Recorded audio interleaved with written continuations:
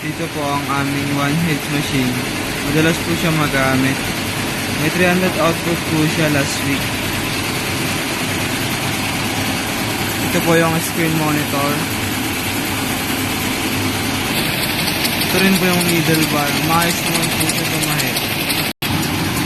Ito po yung bobbin rewinder namin. Ito po yung pilon namin na ready to use.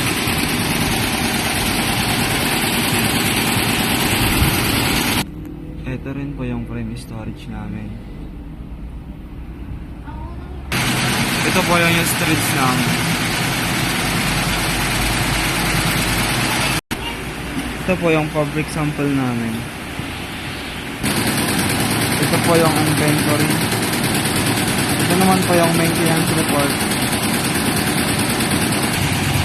Ito po ang file management and storage capacity.